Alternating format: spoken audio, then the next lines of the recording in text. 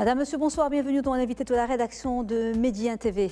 Retour à Imlil, naissance d'un territoire de développement suivi d'ethnographie d'un rituel. C'est le titre du nouvel ouvrage du professeur Mohamed Mahdi, un livre publié aux éditions à la Croisée des Chemins dans le cadre de la collection Société en développement dirigée par Abdeslam Saïd Dahman et Mohamed Touzi est préfacé par James Miller, professeur émérite à Clemson University et président de l'Institut américain d'études maghrébines, fruit d'un travail de recherche de plus de 40 ans.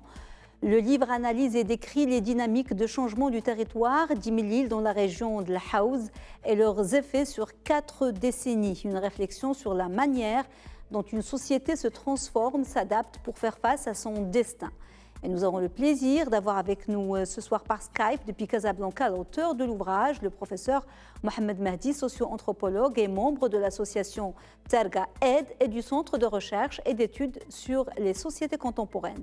Bonsoir professeur, merci beaucoup d'être avec nous. Bonsoir Madame Soumia et merci beaucoup pour cette invitation. Merci à vous monsieur. Alors qu'est-ce qui a motivé votre retour à Imlil et la publication de ce livre, des travaux de recherche sur le terrain anthropologique, sociologique, vous en avez fait des dizaines, mais pourquoi Imlil en particulier? Pourquoi cette région? Alors, pourquoi l'intérêt pour la région d'Imlil? Parce que c'est là où j'ai commencé vraiment à faire mes premières recherches, surtout pour ma thèse de doctorat que j'ai publiée sous le titre de Pasteur de l'Atlas. J'ai commencé à travailler dans le cadre d'une équipe où il y avait Abdallah Hammoudi et Verachir depuis les années 1982. Deux grands anthropologues, et donc je n'ai jamais quitté cette région. Je peux dire jusqu'à il y a 3-4 ans où je ne me suis pas rendu, je ne me suis plus rendu là-bas. Mais en fait, durant toute cette période, j'ai participé à plusieurs travaux sur Imlil, bien entendu, sur les changements, etc. Et tout, dans le cadre de coopération internationale, surtout, et aussi avec les étudiants. Vous avez travaillé avec Paul Pascon? Vous faisiez partie de son équipe? Au début, oui. Au début, c'est notre baptême de feu, je crois. C'est avec Paul Pascon qu'on l'a fait. C'est avec lui qu'on a appris les premiers rudiments de sociologie, la manière de faire de la sociologie, surtout empirique. Et c'est avec lui qu'on a appris les premiers rudiments de travail sociologique quand il nous a amenés dans les début des années 80 à Tazrawalt dans le cadre d'une enquête à l'époque sur l'immigration. Donc, Imlil, c'était... Oui. Mais l'intérêt anthropologique et sociologique de la région d'Imlil? Alors, l'intérêt, c'est que d'abord, nous y avons travaillé par équipe et c'est là, je peux dire, où il y avait les premiers travaux, je peux dire, de sociologie religieuse, d'anthropologie religieuse, parce qu'à l'époque, Hammoudi avait fait un livre qui s'appelle La victime et ses masques et Hassan avait aussi fait un travail sur les marouf, sur Hassan Rachir. Oui, Hassan Rachir. Alors, tout ça, c'est des amis, c'est pour ça que je les appelle par le nom. Et moi, j'ai fait ma thèse où une grande partie a été consacrée à tout ce qui est rituel des pasteurs, des transhumants, quand ils se rendent à Al-Okeimden pour la transhumance. Donc, j'ai fait pas mal de travaux aussi, appelés d'anthropologie religieuse. C'est pour ça l'intérêt, le grand intérêt que je vois maintenant avec le recul, c'est que tous ces travaux ont pu, si vous voulez, attester ou même enregistrer, ou même des activités rituelles qui, pour la plupart, actuellement, ont disparu, sauf pour le rituel de Bilmon.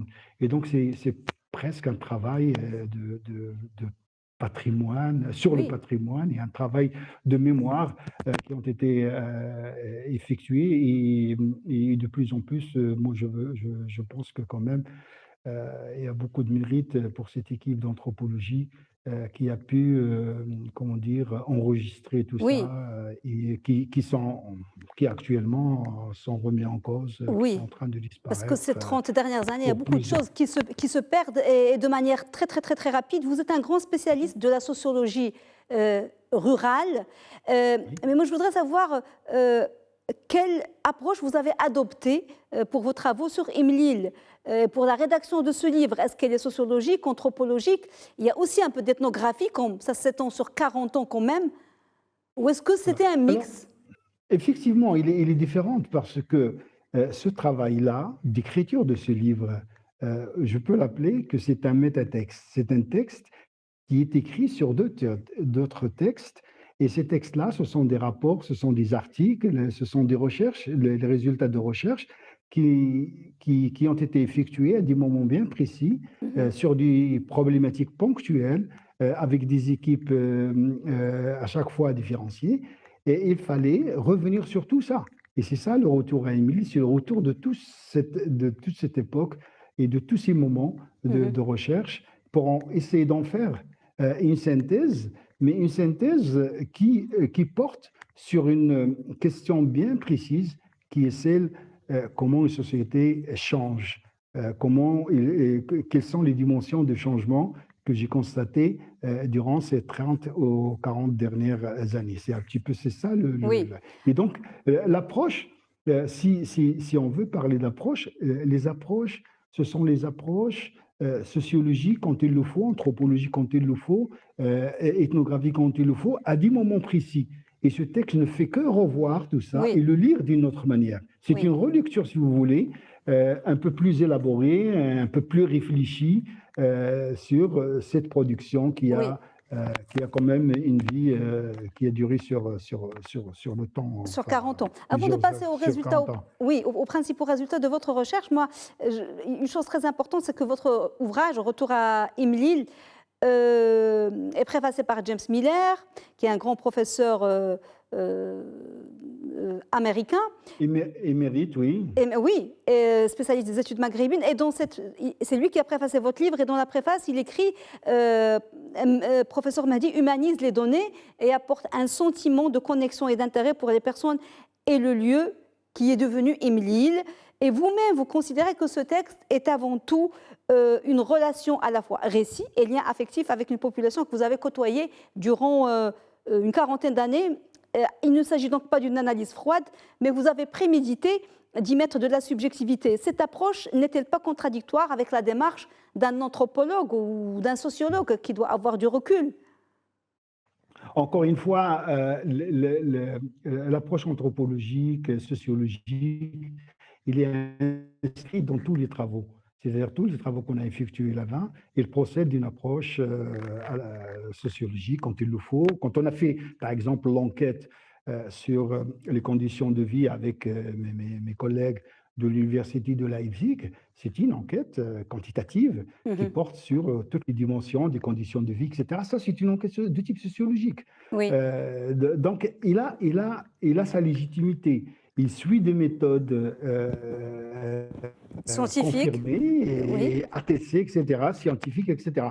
Mais quand moi, je prends tout ça, je le revisite, bien sûr, il y a un côté subjectif, et malheureusement, je n'ai pas le bagage pour en faire un travail, même littéraire. C'est-à-dire, mais ce qui ne veut pas dire que je donne libre cours à toute la subjectivité, c'est-à-dire que je me base sur des données empiriques, encore une fois, et à chaque fois, il faut administrer des preuves. Et les oui, preuves, ce sont les résultats des enquêtes, de toutes les enquêtes, qu'elles soient oui, ethnographiques, qu'elles soient sociologiques, etc. Donc, il y a deux moments dans cette affaire.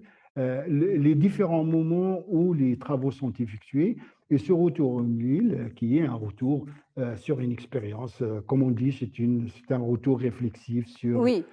sur un terrain, mais aussi sur un parcours, on peut l'appeler comme ça, un parcours scientifique. Scientifique. Justement, là, on va parler du cœur du sujet, c'est que comment ce village, situé dans le versant nord du Haut-Atlas, et puis qui est un village touristique, un passage vers le Toubkal, comment a-t-il évolué durant ces 4 décennies et comment il s'est transformé, comment il s'est adapté à l'évolution de la société, aux nouvelles technologies, au changement climatique, ce que vous avez connu dans les années 80, aujourd'hui nous sommes en 2024. Quelles sont les principales transformations? Alors, le livre porte le nom Retour à Imlil, mais c'est aussi une usurpation, hein, parce qu'en fait, c'est toute la tribu Riraya qui est concernée. Oui. C'est toute la tribu d'Riraya qui est concernée, et à l'époque, dans les années 80, la tribu était encore vivace, avec les subdivisions, avec les vallées, les fractions, etc. Mais après, effectivement, il y a une domination onomastique du terme Imlil qui a pris le dessus, et c'est aussi parce que Imlil est devenu le centre névralgique de tout un développement qu'a connu la région, et j'essaie de montrer que le développement qu'a connu Imlil, il est unique, et toutes les vallées, les autres vallées de la tribu réelle n'ont pas connu le même sort. C'est-à-dire que même le développement a été un petit peu inégal selon les fractions et selon l'histoire de chaque entité, de chaque vallée. Oui. Alors maintenant, les grandes transformations sur lesquelles moi j'ai beaucoup insisté, ma thèse portait sur la vie pastorale. C'est-à-dire, ce qui m'intéresse, c'est cette vie pastorale, cette vie de l'agropastoralisme de montagne sur lequel il y a énormément d'écrits. Et j'essaie de montrer que durant ces 30 dernières années, cet agropastoralisme a complètement changé. C'est-à-dire, les gens vivaient de l'agriculture et de l'élevage et de l'agriculture de subsistance. C'est-à-dire qu'ils cultivaient de l'orge, des céréales orge, maïs, un peu de légumes, etc. Et puis, on a constaté qu'il y avait une évolution fantastique avec le développement de l'arboriculture, et parallèlement, il y avait le développement du tourisme. Et tout d'un coup, on a vu que tout a été transformé, la vie économique a été transformée, et quand la vie économique se transforme, tout le reste suit, jusqu'à la manière de penser, le mode de vie, mais aussi les manières de penser des gens, leur rapport au rituel, leur rapport aux croyances, etc. Tout ça a beaucoup changé. C'est un peu ça que j'ai essayé de relater dans ce travail. Mais aussi, ce que je ne dis pas de façon, comment dire, très directe, c'est que ce développement, il est le résultat de facteurs endogènes. C'est-à-dire, tout a été fait de l'intérieur. Ce sont des régions qui ont été négligées un petit peu par l'État, par le ministère de l'Agriculture. Il n'y avait pas beaucoup d'actions à l'époque, dans les années 80, dans les années 90. C'est à partir des années 90 qu'on a commencé à avoir un petit peu la présence de l'État avec les grands projets comme le PERG, etc., l'électrification rurale, etc. Mais tout ce qui a été fait, ce sont les gens de l'intérieur qui l'ont construit. Un peu de tourisme rural, surtout, ils vivent de ça. Justement, le tourisme rural, il a pris beaucoup d'importance dans cette région. Et ce qui est très intéressant que je montre, c'est que les gens que je connaissais qui n'avaient pas, qui vivaient ou juste, qui subsistaient, maintenant ils sont devenus assez aisés, dans le vrai sens du terme. C'est justement parce qu'ils ont su combiner cette activité touristique qui a donné beaucoup d'essor à cette région, jusqu'à le changement de l'habitat, etc. Beaucoup d'investissements aussi. Ce sont des gens qui investissent. Tout l'argent qu'ils gagnent, ils le réinvestissent dans leur territoire. Et aussi, l'arboriculture, quand je dis l'arboriculture, c'est le pommier et le cerisier essentiellement, qui ont supplanté toutes les autres activités. Notamment l'activité pastorale. Oui. L'activité pastorale, il a reçu un coup. Et d'ailleurs, l'activité pastorale, il se maintient à côté des zones de parcours, tout autour de... Alors, professeur, pourquoi vous avez... On peut en trouver encore des pasteurs. Dans la région de l'Omkaïmden, oui. Pourquoi vous avez choisi de décliner le titre de votre ouvrage en 2 parties séparées? Il y a Retour à Imlil, naissance d'un territoire de développement, suivi d'ethnographie d'un rituel. Alors, c'est très simple. Suivi d'ethnographie d'un rituel. J'avais observé ce rituel. qui s'appelle Terasel Lada. C'est un rituel d'ouverture du pays. Il a lieu vraiment en automne et les gens ne labourent pas avant d'avoir accompli ce rituel. Et ce rituel, je l'ai observé en 1985. Et comme ce n'est pas mon terrain, moi je travaille plus sur le Kaimden et sur les Aïtmizen. Il est resté dans les tiroirs. Jusqu'à aujourd'hui, ou est-ce qu'il a disparu? J'ai profité pour le publier dans ce livre. Oui. C'est de la matière brute. C'est un matériel brut, c'est du matériau brut, si vous voulez, qui peut être utilisé par qui le veut. Mais en quoi consiste-t-il, ce rituel? En quoi consiste-t-il? Alors, ce rituel, il consiste tout simplement à ce que les groupes qui composaient les Aïtmizen, parce que Imlil, en fait, quand vous parlez avec les gens, les anciens, c'est la fraction des Aïtmizen qui est composée d'un certain nombre de doigts qui ont des relations avec eux. Et chaque année, ils organisent un rituel, curieusement, à côté de Sidi Jemharouch. Et ce rituel, si vous regardez les photos, roi des djinns, le roi des djinns, Hassan a écrit quelque chose sur ça, et ils organisent ce rituel qui consiste tout simplement à partager tous les fruits de l'année. C'est-à-dire qu'il y a énormément de sacrifices sanglants, c'est-à-dire des chèvres, etc., des poulets, mais aussi tout ce que les gens produisent comme maïs, etc., le popcorn, etc. Et tout ça, ils le rassemblent et puis ils en font un repas commun qui a un sens de donner aux gens la cohésion, la solidarité, etc. Et ce n'est qu'après ça qu'il revient au pays. Et là, on a la possibilité de commencer à labourer. D'accord. Donc, la vie est rythmée par un certain nombre de rituels qui s'inscrivent dans des cycles agricoles, etc. Et tout ça, on l'a essayé d'analyser. Malheureusement, on ne peut pas tout analyser, tout décortiquer. Donc, professeur... Oui, pardon. Donc, tout n'a pas disparu, comme ce rituel. Vous me dites... non, ce rituel maintenant a disparu. Il y a une étudiante étrangère sous la direction de Hassan Archer qui est partie il y a quelques années derrière ce rituel que Hassan a analysé dans ses livres. Donc il a disparu ou pas? Il a disparu. Attendez, c'est très important de préciser une chose. Tous les rituels qui étaient publics, qui rassemblaient l'ensemble de la communauté et qui ont disparu, bien sûr parce qu'il y a un salafisme montant dans la région qui a interdit toutes ces pratiques anti-islamiques, etc.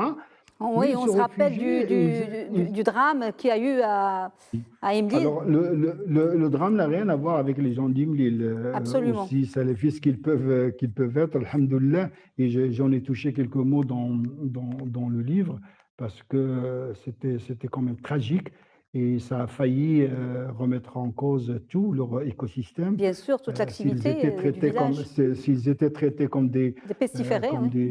Oui, voilà, personne ne viendrait. Au contraire, après ce massacre odieux, il y avait un élan de solidarité de la population marocaine qui sont venus, etc. Et quelqu'un m'a dit, voilà, sur quoi je m'appuie, c'est beaucoup de témoignages de gens dans ce livre avec qui j'ai des relations extraordinaires. Il me dit, pour la première fois, on a des chiffres incroyables de touristes qui ont visité la région. C'était la réponse au terrorisme. Justement, c'est important. Il reste très peu de temps, peut-être une minute. Mais juste pour dire, ça se réfugie chez les pratiques féminines. Ah, les pratiques féminines, ils reprennent ça, ils le font presque. Elles perpétuent d'une autre manière, absolument. Parce que Dernière question, professeur, mais brièvement, parce que vous avez mené de nombreuses recherches sur d'autres tribus. Il n'y a pas que les Raya. Il y a d'autres tribus, comme votre tribu d'origine, Ergueta, ou encore sur les transhumants du Moyen Atlas, ou sur les nomades Ouled Khawa et Bnegil. Et comment les structures de ces sociétés nomades ou semi-nomades ont-elles évolué avec les bouleversements de ce XXIe siècle? Est-ce qu'il y en a quelques-unes qui ont résisté à cette marche inexorable de la technologie? Et qu'en reste-t-il aujourd'hui de ces tribus nomades ou semi-nomades? Paradoxalement, pour résister, c'est justement en utilisant la technologie. Ah oui, Ceux qui ont pu résister. même les nomades et les semi-nomades. Oui, parce qu'il y a un livre aussi qui a été écrit par Hassan, Comment rester nomade.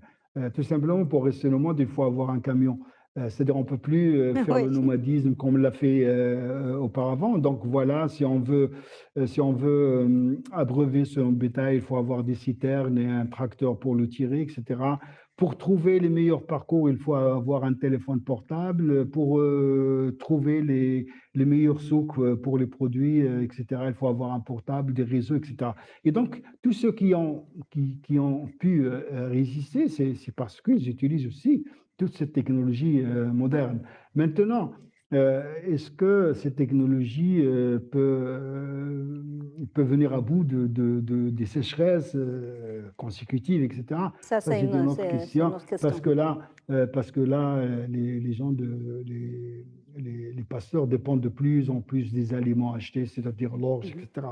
Et là, la plupart sont vraiment très, très en difficulté. Merci beaucoup, Mohamed Mahdi, d'avoir été avec nous à distance. Et je rappelle que vous étiez avec nous pour la publication de votre livre « Retour à Imlil, naissance d'un territoire de développement, suivi d'ethnographie d'un rituel » aux éditions La Croisée des Chemins. Merci, monsieur. Merci à vous, madame. Merci. Madame, monsieur, merci beaucoup de nous avoir suivis. Bon suite des programmes sur Média TV. Très belle soirée.